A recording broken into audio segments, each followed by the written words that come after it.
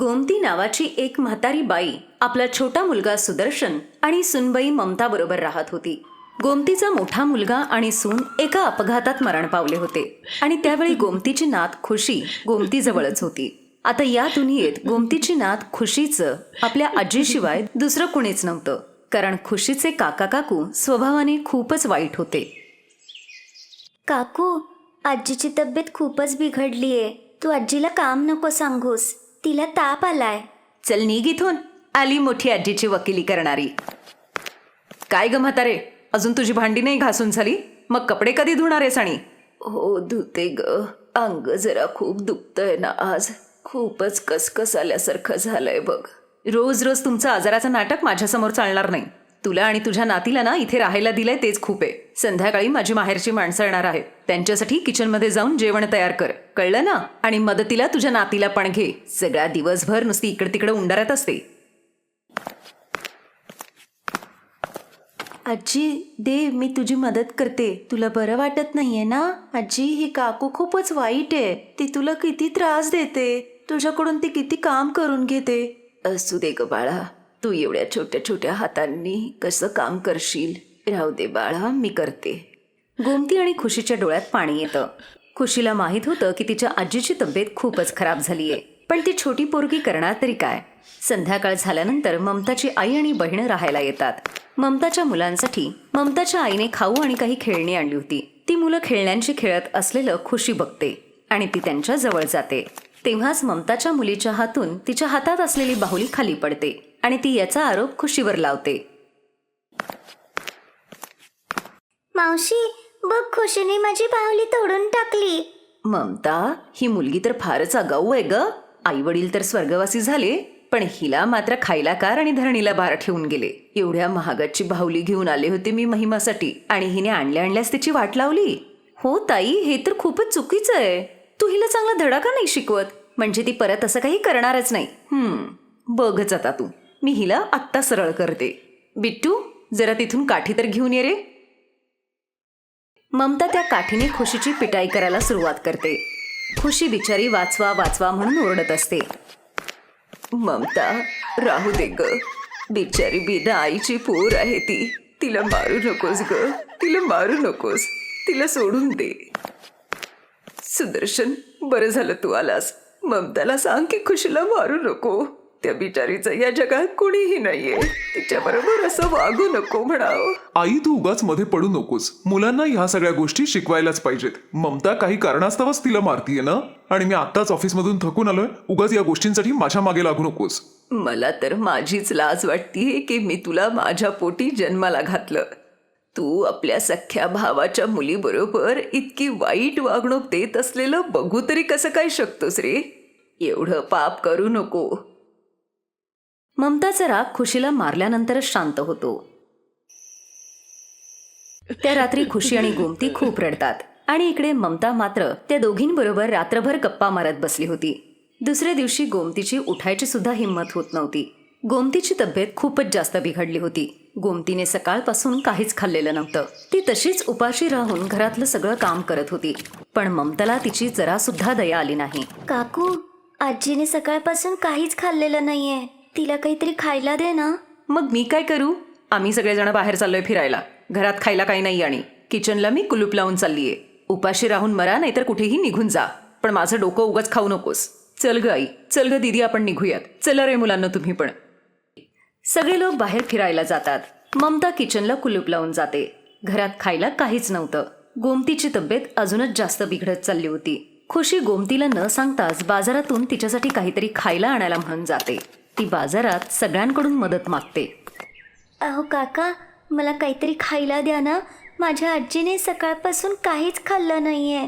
पैसे आहेत का ग तुझ्याकडं? पैसे असतील तर घेऊन जा. नाही काका, माझ्याकडे पैसे नाहीयेत. मग कशाला माझं डोकं खाती ग उगाच? जा इथून जा. आता काय करू? आजीसाठी खायला कुठून घेऊ मी? तेव्हाच खुशीची नजर एका मंदिराच्या बाहेर जाते. तिथे एक बाई कुल्हड खिचडी प्रसाद म्हणून देत होती. खुशी त्या बाईकडे जाते. काय झालं बाळा, तुला प्रसाद हवाय? पण आंटी, माझ्याकडे पैसे नाहीयेत. तुम्हाला मला याच्यासाठी पैसे द्यावे लागतील ना? नाही बाळा, देवाच्या मंदिरात जो प्रसाद वाटला जातो हा प्रसाद तर सगळेजण खाऊ शकतात. माझ्या आजीने सकाळपासून काहीच खाल्लं नाहीये. ती सकाळपासून उपाशीच आहे आंटी, आणि तिची तब्येत पण खूप बिघडली आहे. माझे काका काकू बाहेर फिरायला गेलेत. खुशीचे अश्रू बघून आणि बोलणं ऐकून त्या बाईला सुद्धा खूप वाईट वाटतं. मालिनी एक अशी संस्था चालवत होती जिथे बायकांना रोजगार मिळायचा. मालिनी कुल्हड खिचडी बनवायचं काम करायची. रोज वेगवेगळ्या मंदिरांमध्ये कुल्हड खिचडी बनवून लोकांना ती वाटायची. हेच त्यांच्या संस्थेचं काम होतं. आणि हे काम मालिनी गेल्या 5 वर्षांपासून करत होती. आणि मालिनीचं कुटुंब सुद्धा तिला या कामात मदत करत होतं. मालिनी पैशावाली जरी असली तरी ती खूप दयाळू होती. देवावर असलेल्या निस्सीम भक्तीतूनच तिने गोरगरिबांसाठी हे कुल्हड खिचडीचं काम हाती घेतलं होतं. मालिनी खुशीबरोबर तिच्या घरी जाते. गोमतीची तब्येत खूपच खराब झाली होती. मालिनी गोमतीला हॉस्पिटलमध्ये ॲडमिट करते आणि मग गोमतीच्या तब्येतीत हळूहळू सुधारणा होते. तुझे खूप खूप आभार आहेत पोरी, तू माझ्यासाठी जे काही केलंस. अहो आजी, आमच्या संस्थेचं हे कामच आहे, गोरगरिबांची मदत करणं. तुम्ही अजिबात काळजी करू नका. तुम्ही पण आता आमच्या संस्थेच्याच एक सदस्य आहात. आता तुम्हाला तुमच्या त्या नालायक मुलाजवळ आणि सुनेजवळ राहायची अजिबात गरज नाही. आमच्या संस्थेकडून तुम्हाला राहायला जागा आणि काम दोन्ही मिळेल. आमची संस्था कुल्हड खिचडी बनवून मंदिरांमध्ये वाटण्याचं काम करते, ज्याच्यात तुमची पण मदत होईल. आता खूप खूप धन्यवाद मालिनीजी. तुम्ही तर आमच्या दोघींसाठी साक्षात देवाचंच रूप घेऊन आलात म्हणायचं. खरंच काही वेळेला परकी माणसंच आपली होतात. गोमती आपल्या मुलाचं घर सोडून देते. आता ती मालिनीबरोबर समाजसेवेचं काम करायची. कुल्हड खिचडी बनवण्यासाठी गोमती पूर्ण मदत करत होती.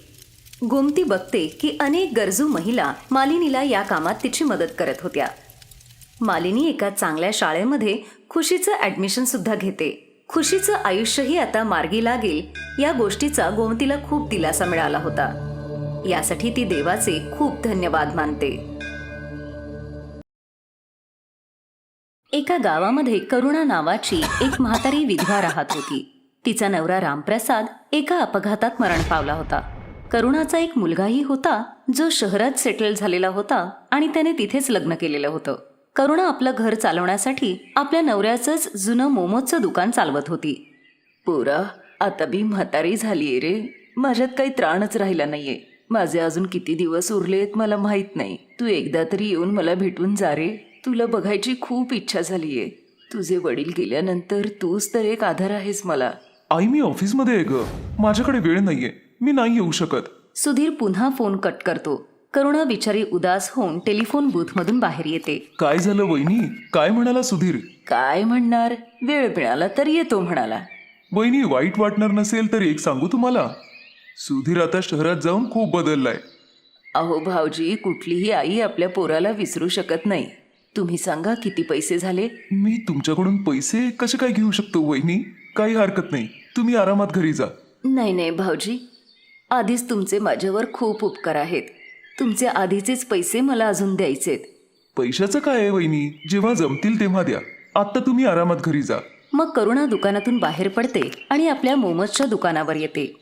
या या, स्वादिष्ट आणि चवदार मोमोजचा आस्वाद घ्या आणि घरी पण घेऊन जा. लवकर लवकर या. ती आपलं दुकान एकटीच चालवत होती. म्हातारपणामुळे ती जास्त काम करू शकत नव्हती, पण तरीही ती रोज आपलं मोमोजचं दुकान उघडायची आणि काम करायची. काही निवडक लोकच तिच्या दुकानात यायचे. कधी कधी तर एकही माणूस तिच्या दुकानात यायचा नाही. करुणाचं जगणं आता खूपच मुश्किल होऊन बसलं होतं. करुणा खूपच धार्मिक स्वभावाची होती. ती रोज न चुकता गणपतीच्या मंदिरात जायची आणि पूजा अर्चा करायची. हे बाप्पा, माझ्या म्हातारीवर नजर ठेव रे. माझं आयुष्य खूप कठीण होऊन बसलंय. लोकांकडून उधार घेऊन माझ्या पोराला मी शिकवलंय आणि आता तो मला भेटायला सुद्धा येत नाही. हे गेल्यापासून तर मला एकटीला दुकान चालवणंही मुश्किल झालंय. कुणी मदतीला पण नाहीये आणि मला म्हातारीला एवढं कामही होत नाही आता. हे प्रभू, दया करा माझ्यावर. एवढं बोलून करुणा तिथून निघून जाते. करुणा बिचारी उदास मनाने दुकानावर बसलेली होती. तेव्हाच करुणाकडे जुळी मुलं येतात. त्यांचं वय साधारण 16 वर्षांचं होतं. ते करुणाकडे येऊन म्हणतात, आजी, आम्हा दोघांकडे राहायला घर नाहीये. तुम्ही आमची काही मदत करू शकाल का? आम्ही तुमचं सगळं काम करू. पोरांनो, मी स्वतः अडचणीत आहे. मी तुम्हाला माझ्याबरोबर कशी ठेवू मग? आजी, आम्ही तुमचं सगळं काम करू, फक्त तुम्ही आम्हाला तुमच्या बरोबर राहू द्या. ठीक आहे. करुणाला त्या जुळ्या मुलांची दया येते आणि ती त्या दोघांना आपल्या बरोबर ठेवते. देवाने यावेळी करुणाची हाक ऐकली होती. ते दोघंही देवानेच पाठवलेले दूत होते, ज्यांना करुणाच्या मदतीसाठीच देवाने तिथे पाठवलं होतं. करुणा मोमोज बनवण्याची तयारी करत होती. आजी, हे काम तुम्ही आम्हाला द्या. मोमोज आम्ही बनवतो. तुम्ही जाऊन आराम करा. करुणा किचनमधून बाहेर येते. ती दोन्ही मुलं दार बंद करतात. थोड्या वेळाने जेव्हा दार उघडतं तेव्हा करुणा बघते की सगळे मोमोज तयार होते. करुणा हे बघून खूप खुश होते. अरे वा, तुम्ही दोघांनी तर खूपच चांगलं काम केलंय. मग करुणा त्या दोन्ही मुलांबरोबर आपलं मोमोजचं दुकान उघडते आणि मोमोज विकू लागते. चला चला, स्वादिष्ट आणि चवदार मोमोज तयार आहेत. इथेही खा आणि घरीही घेऊन जा. या, लवकर या. आज करुणाच्या मोमोजमधून इतका सुगंध दरवळत होता की याआधी कधीच असं झालं नव्हतं. आणि त्याच वासामुळे बाजारातले सगळे लोक तिच्या दुकानाकडे आकर्षित होत मोमोज खायला येत होते. आणि बघता बघता करुणाच्या दुकानात गर्दी वाढते. मला 1 प्लेट मोमोज द्या. मला पण द्या 1 प्लेट.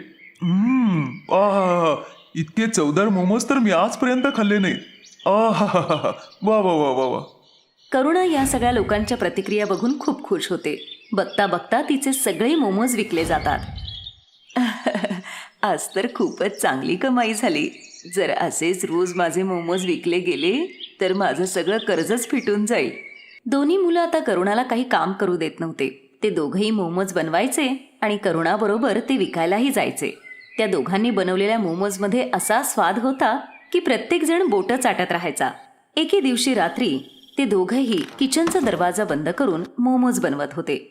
कमाल आहे, हे दोघं रोज किचनचा दरवाजा बंद करून मोमोज बनवतात. आज बघते हे असं करतात तरी काय. करुणा हळूच जाऊन खिडकीतून बघते. ती बघते की त्या दोन्ही जुळ्या मुलांच्या हातातून चमत्कारिक शक्ती निघत असतात, ज्यामुळे मोमोज आपले आप तयार होतात. ती जादू बघून करुणा आश्चर्यचकित होते. ती त्या दोघांकडे जाते. दरवाजा उघडा रे. काय झालं आजी? तुम्ही दोघं कोण आहात? काय? मी सगळं बघितलंय खिडकीमधून. लवकर सांगा. घाबरू नका, आम्ही तुमचं काही नुकसान करायला नाही आलोय. मग उलट आम्ही तुमची मदत करायला आलोय. आम्ही देवाचे दूत आहोत. आम्हाला गणपती बाप्पाने इथे पाठवलं आहे. काय? गणपती बाप्पाने पाठवलंय तुम्हाला इथं? माझी मदत करायला पाठवलंय? हो आजी, तुमची हाक देवाने ऐकली होती आणि तुमच्या मदतीसाठीच आम्हाला इथे पाठवलं. करुणा हे सगळं ऐकून खूप खुश होते. त्यानंतर त्या दोन्ही दूतांच्या मदतीने करुणाचे दिवस आनंदी होत होते. ते दोघंही आपल्या जादूने मोमोज बनवायचे आणि करुणा ते विकायची. बघता बघता तिचा बिझनेस खूप वाढला. खूप दूर दूरवरून लोक तिच्या दुकानात मोमोज खायला यायचे. असं करता करता तिने मोमोजचं एक मोठं दुकान टाकलं आणि हळूहळू तिने आपलं सगळं कर्जही फेडलं. आता करुणाकडे पैशाची अजिबात कमी नव्हती आणि ही गोष्ट सुधीरला सुद्धा समजते. इकडे सुधीरची नोकरीही गेली होती. त्यामुळे एक दिवस करुणाचा मुलगा सुधीर आपल्या बायकोला घेऊन गावाला परत येतो. आई नमस्कार, मी परत आलोय. अरे सुधीर बेटा, तू परत आलास? तुला बघण्यासाठीच तर हे डोळे जिवंत होते.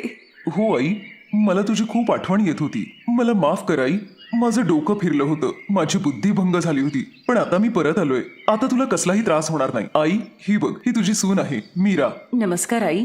अगं, मी तर तुम्हाला माफ तेव्हाच केलं जेव्हा तुम्ही माझ्या डोळ्यासमोर आलात. आज देवाने मला सगळं काही दिलं आहे. आता मला काही नको.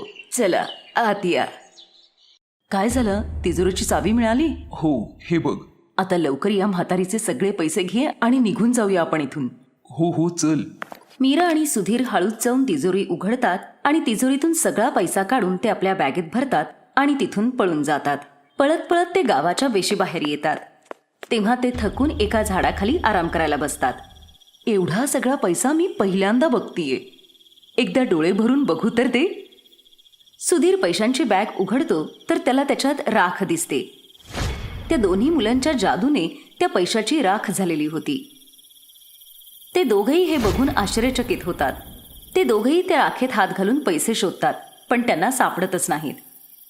अगं पैसे कुठे गेले? याच्यातच तर ठेवले होते. हो, पैसे कुठे गेले समजतच नाहीये. तेव्हाच तिथे दोन्ही जुळे मुलं येतात आणि ते सुधीर आणि मीरावर जोरजोरात हसू लागतात. अरे मूर्खांनो, काही नाही मिळणार त्याच्यात. तुमच्या मनात जसा काळेपणा आहे तसंच त्या बॅगेतही आहे. असा कसा मुलगा रे तू? स्वतःच्या आईला लुटतोस? तुझ्या आईने तुझ्यासाठी एवढं सगळं केलं. हे जे तुला सगळं मिळाले ना, हे तुझ्या कर्माची फळं आहेत. बिना आईचं तुझं जीवन म्हणजे या राखेसारखं आहे. त्याला काडीची किंमत नाहीये. अजूनही वेळ गेलेली नाहीये. सुधार आणि तुझ्या आईकडे जाऊन माफी माग. तुम्ही दोघांनी माझे डोळे उघडलेत. आम्ही दोघंही आंधळे झालो होतो. आम्ही यापुढे अशी चूक अजिबात करणार नाही. आम्हाला माफ करा. मग मीरा आणि सुधीर आपल्या आईकडे परत जातात आणि तिला सगळं खरं सांगून तिची माफी मागतात. करुणाही त्यांना माफ करते. तुमचे उपकार मी कसे फेडू मला कळतच नाहीये. तुम्ही माझी एवढी मदत केली त्याच्याबद्दल धन्यवाद. आता मला सगळं काही मिळालंय. माझा मुलगा, माझी सून, सगळं. असं काही नाही आजी. आम्ही काहीच नाही केलंय. हे सगळं तर बाप्पानेच केलेलं आहे. आता तुम्ही आनंदी आहात. मग आमची जाण्याची वेळ आली आहे. आता तुम्ही आम्हाला इथून जाण्याची परवानगी द्या. एवढं बोलून दोघंही तिथून निघून जातात. आता करुणाचं जीवन अगदी आनंदी होतं. आता तिला कशाचीही कमी नव्हती. तिचं मोमोचं दुकानही उत्तम चाललेलं होतं. सुधीर आणि मीराबरोबर आता ती आपलं आयुष्य अगदी आनंदाने जगत होती. Best buddies. हॅलो मित्रांनो, हा व्हिडिओ पाहिल्याबद्दल धन्यवाद. जर तुम्हाला हा व्हिडिओ आवडला असेल तर कृपया लाईक, सबस्क्राईब आणि कमेंट नक्की करा. आणि हो, शेअर करायला पण विसरू नका. अजून असेच मजेदार व्हिडिओ पाहण्यासाठी खाली दिलेल्या घंटीला दाबा. बघत रहा बेस्ट बडीज.